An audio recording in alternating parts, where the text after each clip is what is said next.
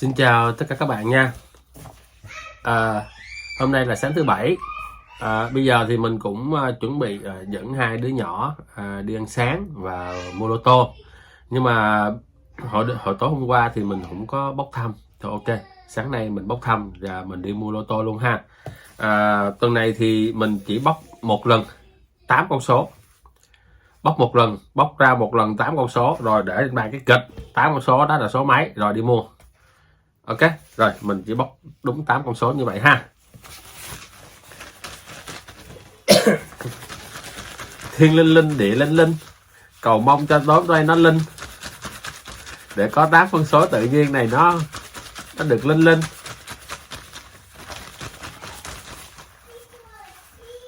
2 3 4 6 8.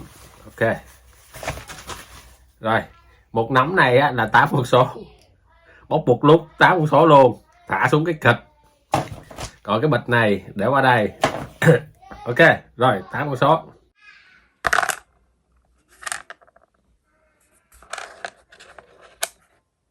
Bấm 3 39, số 5 11 24 35 24 42 35 24 và 21. Rồi, đây là 8 con số. Tí xíu nữa mình ra mình đi mua đúng 8 con số này luôn.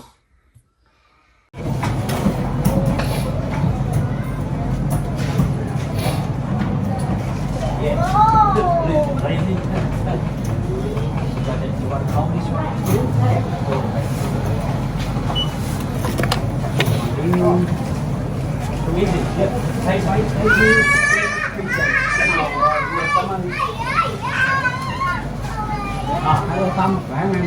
Dạ khỏe.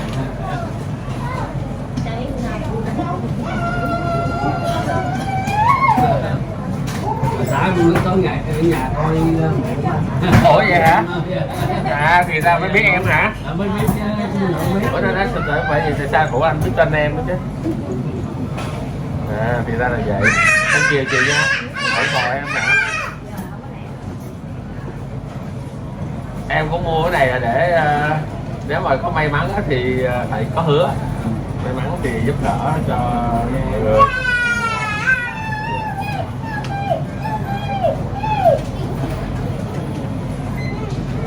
khi mà anh muốn hỏi là khi mà subscribe rồi đó mình nhấn subscribe cái mình bỏ rồi không biết đâu sao. Dạ không, có một cái nút khi đăng ký subscribe cái link vô có đó thôi. Rồi sau đó là bên có cái chuông á, link vô cái chuông để mình sẽ dùng mỗi lần có video clip mới thì sẽ thông báo cho anh biết. Thank you anh chị nha. Thank you chị. Em cũng đang làm tiếp nè để mà mỗi thứ bảy á ra đi mua lô tô làm tiếp. Thank you chị. Mình có hai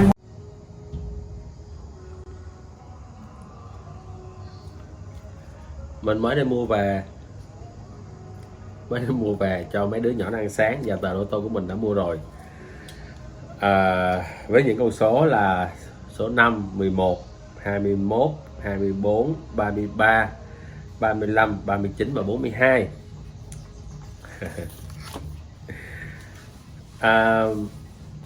Hồi sáng này á, lúc mình đi chợ, sau đó thì có mua đồ ăn sáng cho hai đứa nhỏ. Thì lúc mà đi vô mua lô tô á thì cũng rất là tình cờ. Mình cũng chia sẻ các bạn về cái câu chuyện như vậy, cũng rất tình cờ thôi. Thì cái anh chị mà bán lô tô nè, anh hỏi Tâm khỏe không. Thì thực sự á, là cái tiệm lô tô tại cái khu của người Việt mình ở Brisbane á, là khu người Việt Inala á, thì rất là biết cái tiệm bán lô tô này, hầu như ai cũng biết cả. Thì mình cũng đã mua ở nơi đó cũng rất là nhiều lần, nhưng mà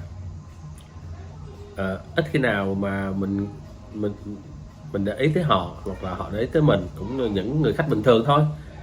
Hồi sáng này thì ảnh có hỏi mình là Tâm khỏe không, cái mình mới nói mình cứ nghĩ trong bụng thôi, mình nghĩ trong bụng là sao anh này anh biết tên mình ha, cái nhưng mà thôi cũng không có khi cũng hỏi trong đầu như vậy thôi, nhưng mà cũng không có hỏi họ, không hỏi anh chị đó. Cái sau khi mà mình mua lô tô xong thì anh nói có xem YouTube của Tâm. Thì ra là vậy hả, thì mình cảm thấy rất là mừng, mình cảm thấy rất là vui trong lòng á. Tại vì mình nghĩ là có những người anh chị đã lớn tuổi hơn mình rồi, có những người lớn tuổi như vậy mà họ lại yêu thích mình và ủng hộ mình, cho nên mình cảm thấy rất là vui trong lòng lắm. Thì qua cái video clip này hôm nay thì mình cũng có lời em cảm ơn anh chị ha, đã ủng hộ em, ok, và cảm ơn tất cả các bạn từ xưa đến giờ luôn có chuyện gì cũng luôn ủng hộ mình và đôi khi động viên mình nữa, thì mình cũng cảm ơn tất cả các bạn rất nhiều. Chiều nay á 7 giờ tối thì tối nay sẽ sổ lô tô. Kỳ này thì mình chỉ mua 8 con số thôi và một dãy 8 con để duy trì nó lâu dài một chút, chứ mua nhiều lần quá, mua nhiều thì nó sẽ không được duy trì nó bền vững, cho nên là kỳ này mình chỉ mua một dãy 8 con số để mà cứ tiếp tục như vậy ha. Và nếu như thực sự là trời có để ý đến mình á thì mình sẽ tăng cái giải lên nữa để giúp thêm được nhiều người nữa ha. Ok, nhưng mà cái đó thì để sau đi. Rồi thì hồi sáng này á mình có mua đồ ăn sáng là cho đi chợ bình thường thôi. Dạ dặn mua rau bồ ngót nè, nấu canh giống như lần trước vậy, và mình mua một ít heo, thịt heo ba rọi á, để mình về mình làm heo quay. Ở bên này á, thì thí dụ như các bạn muốn mua thịt, các bạn mua heo quay sẵn cũng có, nhưng mà nếu mà các bạn tự quay cũng rất là dễ thôi, nó cũng không có gì khó cả. Mình mua một miếng heo quay về rồi theo cái cách của mình làm nó mình làm đại thôi, nhưng mà nó ra thì rất là ngon, bởi vì vợ mình nói ngon mà mình cảm thấy ngon, mà hai đứa con của mình ăn cũng nhiều lắm, thì mình chủ yếu làm cho nhà mình ăn mà, chứ đâu có làm cho ai ăn đâu, cho nên là mọi người trong nhà thấy ngon, cho nên mình thấy ok, cứ keep going, cứ làm giống như vậy. Thì cách của mình làm cũng rất là đơn giản, mình mua một miếng heo quay tầm cỡ 1,5 kg, nếu nó ăn nhiều chút thì 2 kg, thì 1 kg thì 17 đô, 16 đô đi, 16 đô Úc á, 1 kg. Thì thí dụ như mình mua 1,5 kg hoặc là 2 kg tùy mình, để khi mình nướng thì nó còn xuống nữa. Thì hồi sáng này mình mua một miếng đó là 1,2 kg, thì mình về mình chỉ rửa sạch xong rồi cái mình lau khô xong đó mình chỉ ướp cà no lên trên cái mặt thịt thôi, rồi cái mặt da thì chưa có ướp gì cả, mình không có ướp. Giờ khi nào mà nướng bỏ vô cái lò nướng, mà bữa hổm mình có nướng thịt và sườn xá xíu á, cho các bạn xem đó, bỏ vô cái lò đó thì mình nướng cái thịt mà nó tầm nó chín tới gần một nửa, ví dụ cái miếng thịt nó dày vậy thì mình nướng xuống tầm cỡ một nửa thịt, mình thấy nó chín gần tới một nửa thịt, ok, thì lúc đó mình chở cái mặt, rồi lúc đó mình mới xăm cái da, rồi mình rắc muối lên. Thì rắc nhiều muối thì nó sẽ khô cái da, theo cái cách của mình thôi nha, nó không, cái cách này không phải là cái cách mà người ta chỉ của ngoài mình đâu, họ bán ngoài đâu, mỗi người một cái cách, nhưng mà cái cách của mình là cái cách lụm mót á, có nghĩa là hỏi người này một chút, hỏi người kia một chút, rồi bắt đầu mình về mình làm lại theo ý của mình thôi. Đó, thì mình cũng xăm cái da vậy, rồi sau đó mình rắc muối ăn bình thường thôi, mình rắc càng nhiều muối thì cái da của mình nó sẽ giòn nhiều hơn, và nó khi mà các bạn nướng xong nó sẽ cứng. Còn đôi khi có những lúc mình ít muối quá thì cái mỡ, khi mà mình nướng cái mỡ nó ra thì cái muối nó không có đủ, nó không có làm cứng cái da mình, không có giòn. Mình rắc nhiều muối như vậy thì để cho cái da nó mau giòn. Rồi thì tầm khoảng gần tiếng, nướng gần tiếng đồng hồ, 40 phút 45 phút, gần tiếng thì mình có thịt heo quay mình ăn rồi. Giờ mình thì rất là thích ăn cái nướng của mình, hai đứa nhỏ cũng thích ăn. Rồi má vợ mình lúc trước từ ở Việt Nam qua đây đi du lịch đó thì cũng thấy mình nướng như vậy thì cũng rất là thích ăn. Đâm ra thì mình cứ làm theo cách vậy thôi, chứ cái cách này thì mình nghĩ là ở nhà mình làm thôi, chứ không phải là một cái cách mà người ta bán ở ngoài tiệm. Mỗi người có một cái cách họ chuyên nghiệp hơn, nhưng mà đối với mình thì mình làm ở nhà mà mọi người trong nhà mình ăn thấy ngon là mình cảm thấy vui rồi, là cái cách này là mình cảm thấy ok rồi. Bởi vì mình phục vụ cho những người ở nhà, mọi người gia đình thì họ thấy anh nướng ngon quá rồi, cứ thế mà làm. Đó là cái cách của mình, là mình nướng heo quay nó là như vậy. Và cũng ít khi nào mua ở ngoài lắm, bởi vì 1 ký heo quay ngày nó 30 mấy đô 1 ký.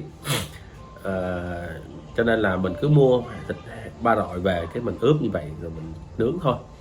Rồi thì mình cũng kể sơ một ít cái chia sẻ một ít cái cuộc sống mà cái bên mình của mình như vậy thôi, để mình chia sẻ với cái cuộc sống cá nhân của mình, với những cái cách mà nhiều lúc mình nấu nướng ở trong nhà này khá là vậy, thì muốn chia sẻ lại đến cho tất cả các bạn ha. Ok, thì ở bên này các bạn thích ăn rau rau gì, rau đắng cũng có. Hồi nãy mình cũng có mua rau đắng để mình về mình luộc, mình xào tôm á, mình mua tôm về cái mình bóc vỏ ra mình xào với rau đắng, để mà giờ mình cũng thích ăn rau đắng. Thì nói chung là bên Úc này các bạn muốn mua cái gì cũng có hết, từ mận nè, bòn bon nè, rồi xoài nè, mít, ổi, cái gì cũng có. Tất cả những cái gì trái cây mà các bạn có thể nghĩ ở bên Việt Nam thì bên Úc này có hết. Rất là nhiều loại trái cây Việt Nam, nhưng mà nó theo mùa thì đôi khi đó là nó mắc một chút, hoặc là đúng mùa thì nó rẻ một chút. Còn những cái cây nào mà ít có trồng được, ví dụ như là mận nè, từ Thái Lan nhập qua thì nó rất là mắc. Nhưng mà nói chung đó là các bạn thích ăn thì có hết, tất cả các loại trái cây có hết. Mà ngon nữa ha, ngon, và trái cũng lớn nữa chứ không phải là trái nhỏ đâu. Các bạn thích ăn sầu riêng cũng có sầu riêng, rất là nhiều thứ. Tại vì mình cũng có một người bạn ở bên Đài Loan, thì họ nói là người chị vợ của mình ở bên Đài Loan, thì chị nói là ít có món ăn Việt Nam lắm. Mình nghĩ là do cộng đồng của người Việt mình không có nhiều, rồi hay là không có phổ biến về cái món ăn Việt Nam nhiều. Với lại người châu Á bên Đài Loan là người Tàu mà, thì họ có những cái món Tàu, trong ra cái món Việt của mình nó không có được mạnh, thì cho nên là về món ăn Việt Nam thì ít. Còn những cái nước Úc, Anh, Mỹ, Pháp, Canada, đại khái là những nước châu Âu, Úc, thì cộng đồng người Việt cái nhu cầu cần thì họ từ Việt Nam họ sẽ xuất qua những cái nước Úc, Anh, Pháp, Mỹ để mà có cái lượng tiêu thụ. Thì chính vì vậy là đồ ăn Việt của Việt Nam mình rất là nhiều. Các bạn nghĩ cái gì nó có cái đó mà, nó không có thiếu bất cứ gì chứ. Mắm bò hóc cũng có, mắm cá linh, mắm cá sặc, nước mắm, rồi mắm tôm, mắm tép, cái gì cũng có hết, từ cọng rau cho đến bột đổ bánh xèo, tất cả mọi thứ, cái gì cũng có hết. Rồi đó là mình chia sẻ những cái điều mà về Việt Nam mình ở bên này. Khi các bạn qua sống ở bên này, hầu hết là các bạn ăn món Việt của mình là rất là thoải mái, không có gọi là không có thèm luôn á. Rồi có nghe thích là ăn thôi đó. Về món ăn Việt Nam bên này thì thích là có ăn, và cái mức giá thành nó không có mắc. Về món ăn bên đây nó không có mắc. Và bên cạnh đó, thí dụ như các bạn thích ăn những cái món cao lương mỹ vị thì nó cũng có mắc. Giống như là các bạn ăn cua bự vậy nè, thì 1 ký nó 50-60, tùy theo cái thời điểm. Cái thời điểm bây giờ thì 60 1 ký, thì một con tầm cỡ 700-800 gram, hoặc là có con bự thì cũng tầm cỡ ký, nhưng mà thường thì 700-800 gram là lớn rồi. Thì đó, cua bự này, cua xanh đó. Rồi cá mú nè, rồi cá chẽm nè, rồi tôm hùm nè, rồi vi cá bào ngư nè. Nói chung là các bạn thích ăn cái gì có hết, và cái giá cũng không có mắc. So với cuộc sống bên này nó không có mắc đâu. Cho nên là nếu như các bạn qua đây sống thì những món ăn Việt Nam có hết.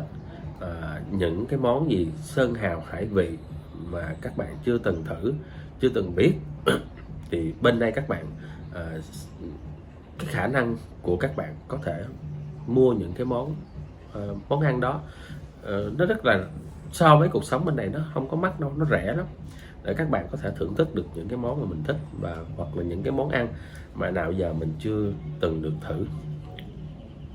Thì những người giàu có tiền bên Úc này thì họ cũng ăn cũng giống như vậy thôi, cũng không có khác gì mình cả.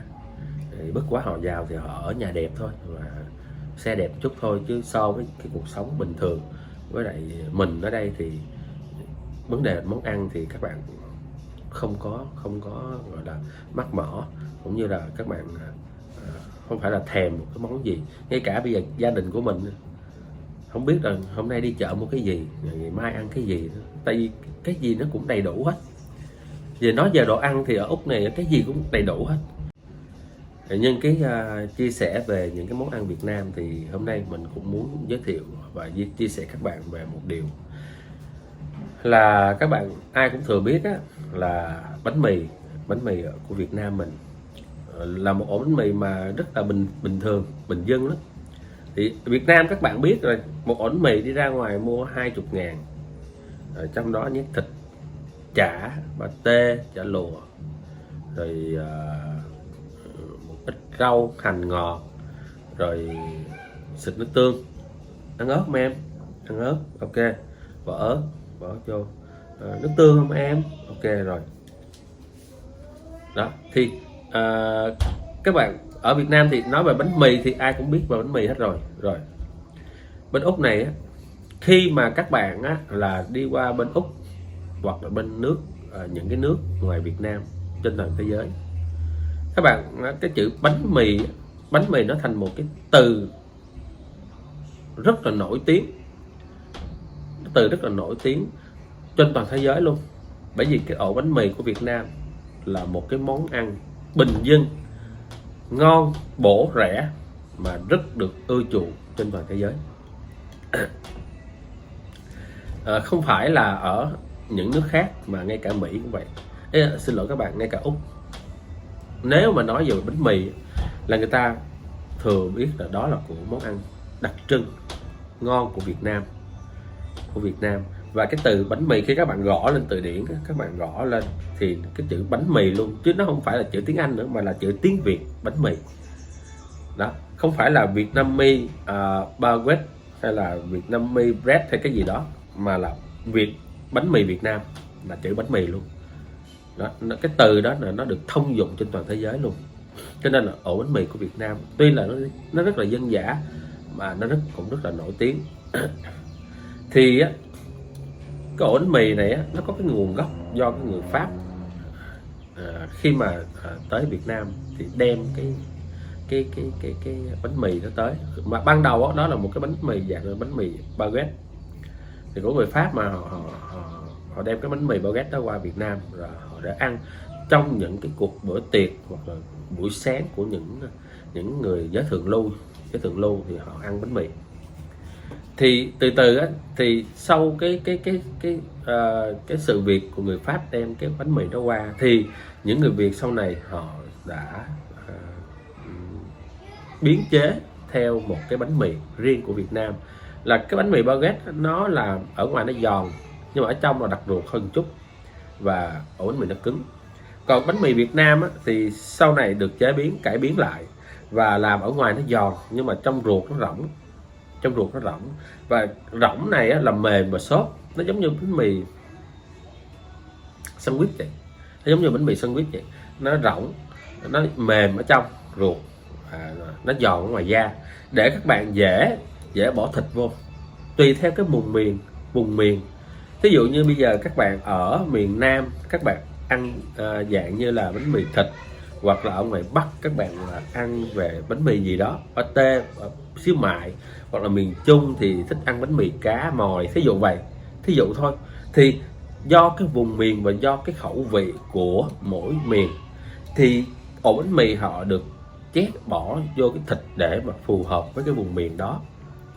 Và sau khi á, là sau năm 1975 á, thì những người Việt Nam di cư ra nước ngoài thì họ đem theo cái món ăn bánh mì đi ra nước ngoài luôn.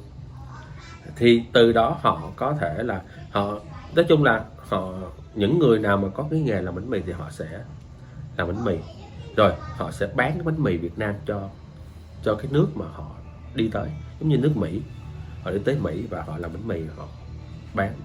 Thì từ từ đó thì trên toàn thế giới này ai cũng biết về cái ổ bánh mì Việt Nam. Thì mình kể sơ cái sự việc này á, là mình biết chắc là nó không có cái sự chính xác nhiều lắm, nhưng mà mình chỉ có sơ lược qua một chút về cái ổ bánh mì của mình để cho các bạn hiểu được rằng là ổ bánh mì Việt Nam mình nó rất là nổi tiếng. Và ngay cả bây giờ các bạn đi tới nước nào trên thế giới, nếu có người Việt thì có bánh mì của Việt Nam. Nếu mà có người Việt sinh sống là sẽ có bánh mì của Việt Nam. Mà hầu hết á, những tiệm bánh mì á, ở những cái quốc gia, ở những nước Anh, Mỹ, Pháp hay là Úc thì đều do người Việt làm chủ. Nếu người Việt làm chủ cái tiệm bánh mì đó thì sẽ có bánh mì Việt Nam. Ngoài những bánh mì của Úc, của Tây, của Mỹ thì bên cạnh đó là có bánh mì của Việt Nam. Còn những cái tiệm mà bánh mì của những người chủ, người Úc hay những người khác thì hầu như không có, mà đa số là chủ bánh mì là của người Việt Nam. Thì đã là người Việt Nam thì có bánh mì Việt Nam.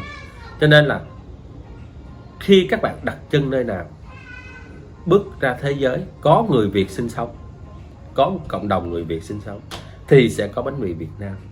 Cho nên là chính vì vậy là ổ bánh mì Việt Nam nó rất là có tiếng trên toàn thế giới.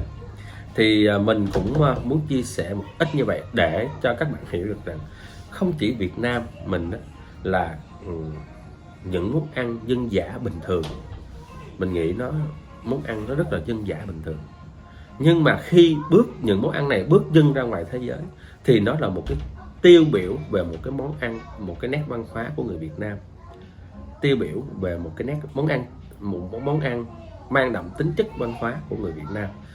Thì cái video clip ngày hôm qua mình chia sẻ các bạn là chia sẻ những cái sự việc mà đôi khi các bạn cứ nghĩ nó là sự việc bình thường, nhưng mà khi các bạn đi ra thế giới, đi ra bên ngoài nước Việt Nam thì các bạn sẽ thấy là những cái bình thường đó của mình nó sẽ không có bình thường ở những cái nước ngoài. Và những cái món ăn rất là bình thường tại Việt Nam, giống như một ổ bánh mì, thì ra ngoài thế giới thì các bạn hiểu được rằng cái món bánh mì của Việt Nam, trời ơi, nào giờ ăn bánh mì muốn mòn cái răng luôn, chán chết, ngày nào cũng ăn bánh mì, ngày nào cũng ăn bánh mì. Nhưng mà ở ngoài thế giới, bước ra Việt Nam thì ổ bánh mì là một cái gì đó mang một cái món ăn mang đậm chất của Việt Nam. Đôi khi mình là người Việt Nam, mình nói ok, đó là bánh mì Việt Nam, mình cảm thấy mình rất là tự hào, bởi vì đất nước Việt Nam của mình có một cái món ăn nó nổi tiếng trên toàn thế giới. Không phải là chỉ bánh mì, còn có phở, bánh xèo. Đó là những cái món ăn hoặc là gỏi cuốn của Việt Nam. Đó là những cái nét văn hóa món ăn của Việt Nam đã ra nước ngoài và có cái mang đậm cái nét văn hóa của Việt Nam, và cái món ăn của người Việt mình rất là nổi tiếng ở nước ngoài.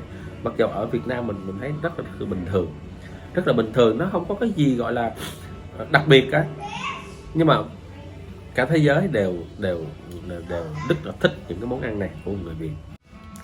Hôm nay các bạn thấy đó, thời tiết rất là nóng, nóng dễ sợ. Mưa có mấy ngày mà các bạn thấy là ở ngoài sân như vậy, mưa có mấy ngày đó, tuần trước mới cắt, mà bây giờ phải như mà rau hay là tiền nó mọc kiểu này thì ra ngoài bứt tờ đi chợ hoặc là khỏi nó khỏe, rồi chứ cỏ mọc kiểu này hoài chán chết luôn á. Mùa hè nó cắt dài 3 tuần, 1 tuần 2 tuần là phải cắt lại. Cỏ mùa này nó mọc dữ lắm. Các bạn biết là thời tiết bây giờ rất là nóng. Bây giờ là mới có 11 giờ sáng thôi mà bây giờ là 30 độ. Mà buổi sáng lúc 9 giờ, 8 giờ mấy 9 giờ mình chở hai đứa nhỏ đi chợ mua đồ ăn sáng. Mình mặc một cái áo, mình mở máy lạnh hết trong xe luôn, mà nó nóng chịu không nổi. Mà buổi sáng đó mình nhớ 28 độ, mà nắng rát da luôn á. Bây giờ 30 độ rồi đó, thì nóng lắm, mùa này nóng lắm, mà càng tới tháng 1, hết tháng 1 qua tháng 2 nó bắt đầu nó mát mát, nó đỡ đậy một chút. Nhưng mà từ giờ đến tháng 1, tháng 2 nóng dữ lắm. Mùa hè rồi, 3 tháng mùa hè, bắt đầu tháng 12 cho đến tháng 2 là 3 tháng mùa hè, thời tiết rất là nóng ha. Và ở ngược lại so với những cái nước khác thì nước Mỹ nè, Canada nè, những cái nước mà châu Âu á, thì bây giờ đang mùa đông rất là lạnh, rất là lạnh.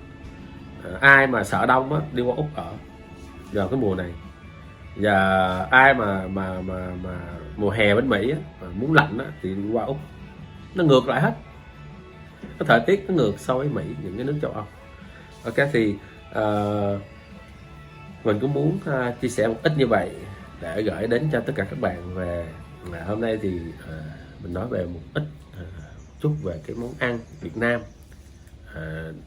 chia sẻ đến cho tất cả các bạn để các bạn hiểu được rằng một cái món ăn bình thường của Việt Nam mình mà khi bước ra ngoài thế giới thì đó là một món ăn rất là nổi tiếng. Và đôi khi mình là một người Việt, mình cũng cảm thấy đó là sự hãnh diện về một cái nét văn hóa đã được rất là nổi tiếng bên ngoài thế giới, ở ngoài thế giới. Thì mình cũng chia sẻ như vậy để gửi đến cho tất cả các bạn ha. Ok, mình cũng xin kết thúc video clip này ở đây. Chúc tất cả các bạn luôn bình an, hạnh phúc hàng ngày và giữ được sức khỏe để ráng chờ đợi cái visa nông nghiệp ha. Rồi mình sẽ có thông tin gì thì mình cũng sẽ chia sẻ cho tất cả các bạn khi mình biết cái thông tin đó và chia sẻ liền ha. Ok, xin chào và hẹn các bạn vào những video tiếp sau của mình nha. Bye bye.